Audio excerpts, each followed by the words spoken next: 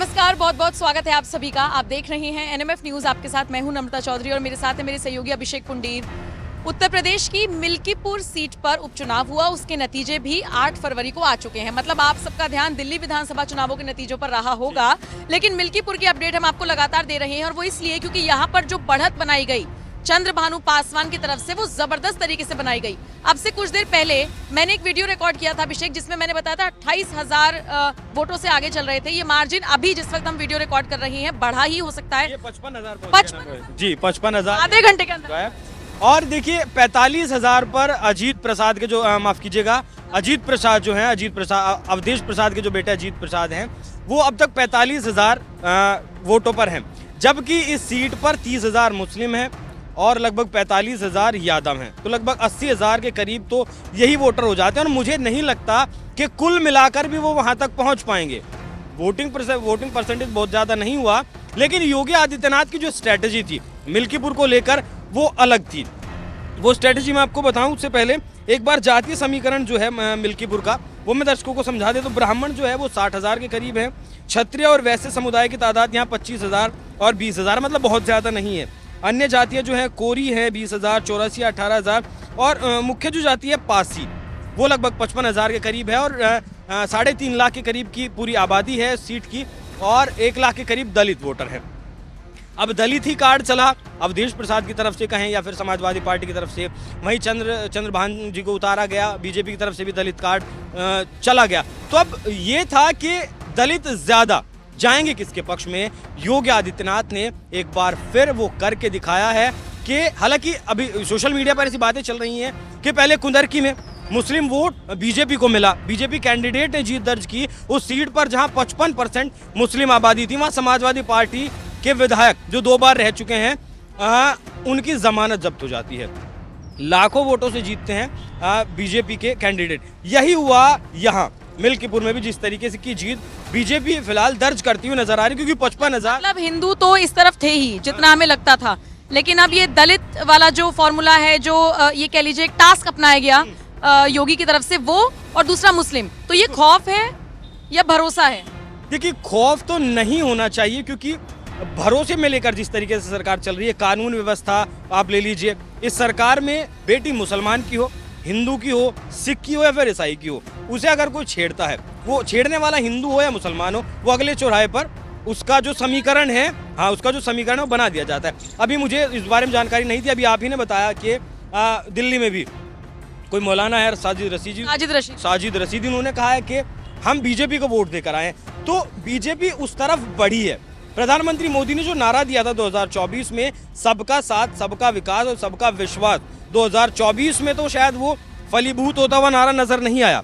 वहाँ पर PDA formula Akhilesh का चला था ना, अगर यूपी की बात। देखिए वो काट की हांडी थी नम्रता, बार नहीं चढ़ी। हाँ वो अखिलेश यादव ने कहा कि अखिलेश यादव और राहुल गांधी ने मिलकर जो एक नारा गढ़ा कि आपका दलितों को डराया गया कि आपका आरक्षण खत्म कर दिया जाएगा। अब दलित के साथ अगर आप जाएंगे, देखिए मंडल और कमंडल की राजनीति इस देश में बहुत पुरानी है, लगभग 1985-90 के आसपास की राजनीति है। मंडल और कमंडल के पर अब आरक्षण पर कोई भी सरकार हाथ लगाने से डरती है, छेड़ने से डरती है, तो बीजेपी कैसे आरक्षण को खत्म कर देगी। लेकिन इन लोगों ने प्रचारित किया। अब जो पैठ वोटर है कांग्रेस पार्टी का भी उत्तर प्रदेश में या फिर देश भर में, भले ही आज बहुत बुरी स्थिति में कांग्रेस पार्टी, लेकिन एक पैठ वोटर कांग्रेस पार्टी का आज भी है, कार्यकर्ता आज भी है।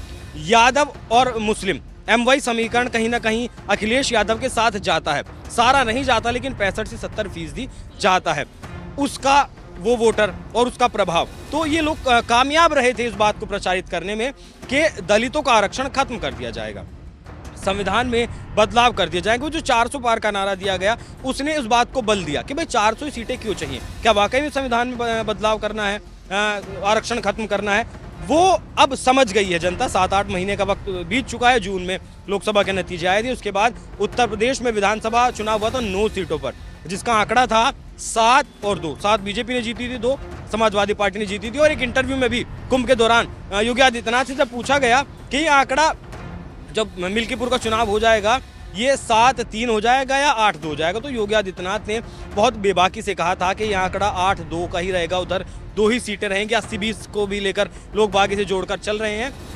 आप सांसदों की आपकी फौज हो सिर्फ एक मिल्कीपुर सीट पर, आपके विधायकों की फौज हो, अगर किसी माफ कीजिएगा जैसे राजपूत समाज है वहाँ 20,000 हैं, तो राजपूत जितने भी नेता उत्तर प्रदेश में हैं सबको योगी आदित्यनाथ ने एक एक दिन 2-2 दिन के लिए रहने के लिए वहाँ भेजा, मिल्कीपुर में भेजा। भाई आप कितना प्रभावित इस चुनाव को कर सकते हैं।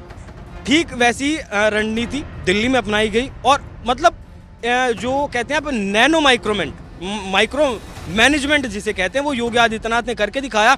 और सबसे बड़ी बात, अखिलेश यादव ने सिर्फ एक रैली मिल्कीपुर में की। एक बार अखिलेश यादव गए, योगी आदित्यनाथ हर हफ्ते मिल्कीपुर जाते थे, रिपोर्ट कार्ड लेते थे, खुद अपने कंधों पर जिम्मेदारी ली। जिस तरीके से प्रधानमंत्री मोदी ने सिर्फ एक छोटे से राज्य दिल्ली की जिसकी वोटर आबादी 1.5 करोड़ है, 90 लाख वोट पड़े हैं, उसे मोदी सेंटर्ड चुनाव बना दिया, मोदी की गारंटी चुनाव बना दिया, हालांकि जीतते हुए नजर आ रहे हैं। ठीक वैसे सिर्फ एक सीट के लिए योगी आदित्यनाथ ने अपनी जो साख थी वो दांव पर लगा दी। और ये मुझे ऐसा लगता है कि जो फ्री हैंड नहीं दिया जा रहा था लोकसभा चुनावों में योगी आदित्यनाथ को, कि उन्होंने एक 20-25 कैंडिडेट्स की लिस्ट भेजी थी, उसको खारिज कर दिया गया था कि आप इनको मत टिकट मत दीजिएगा, लेकिन वहां पर उनको फ्री हैंड नहीं दिया गया था। उसके बाद मुझे लगता है वो गलतियों से सीखा है बीजेपी आलाकमान ने, फ्री हैंड दिया गया योगी को और ये असर। बिल्कुल, इसका ये देख लीजिए, आपके जिला अध्यक्षों का चुनाव होना था, अभी बीजेपी के जितने भी जिला अध्यक्ष हैं वो कार्यकारिणी जो प्रदेश के वो बदली जा रही थी, उत्तर प्रदेश के प्रदेश अध्यक्ष का भी चुनाव होना था, लेकिन नहीं हुआ। क्यों नहीं हुआ? क्योंकि मिल्कीपुर पर अभी उपचुनाव बाकी था। अब मिल्कीपुर से पहले अगर ये जिलाध्यक्ष बदल देते या कुछ और बदलाव होते, प्रदेश के जो आपके अध्यक्ष हैं उन्हें बदल देते, तो कहीं ना कहीं मिल्कीपुर का जो चुनाव है वो प्रभावित हो सकता था, कुछ भी फैक्टर अगेंस्ट में जा सकता था योगी आदित्यनाथ के, लेकिन उस लिस्ट को होल्ड करके रखा गया अभी तक। अब मिल्कीपुर का चुनाव हो गया, अब देख सकते हैं आप कभी भी किसी भी दिन ये आपको खबर मिल जाएगी कि उत्तर प्रदेश में संगठनात्मक तौर पर बीजेपी में बदलाव हो रहे हैं और यूपी अध्यक्ष का जो पद चुनाव होना है वो भी जल्दी आपको देखने को मिलेगा। तो एक भी छोटा सा भी फैक्टर जो नेगेटिव में जा सकता था वो योगी आदित्यनाथ ने नहीं होने दिया। अब इसे आप खौफ कहें या फिर भरोसा कहें, मैं तो भरोसा ही कहूँगा, क्योंकि खौफ अगर होना होता तो 2024 का जो लोकसभा चुनाव हुआ उसमें दिख सकता था। और एक बार मुस्लिमों ने 2022 का चुनाव मुझे याद है कि बहुत भर कर मुस्लिम ने वोट दिया उत्तर प्रदेश में अखिलेश यादव को, और अखिलेश यादव 110 सीटों तक पहुंच पाए। तो उन लोगों को दिख गया कि वहां तक अखिलेश यादव अभी नहीं पहुंच पाए हैं, वो शायद छवि अभी अखिलेश यादव की नहीं बना पाएंगे योगी आदित्यनाथ के सामने वो सीएम की कुर्सी पर या सीएम के दावेदार भी बन सके। तो सरकार के साथ मिलकर चलेंगे तो काम होगा। ठीक है, तो आपके हवाले छोड़ देते हैं ये खबर। खौफ, भरोसा, प्यार, मोहब्बत, जो भी आपको लगता है कि दलितों ने या मुसलमानों ने योगी के लिए दिखाया है, वही मिल्कीपुर में चुनावी नतीजों के तौर पर सामने आया है। कमेंट सेक्शन में आप अपनी राय हमें जरूर दीजिएगा। नमस्कार।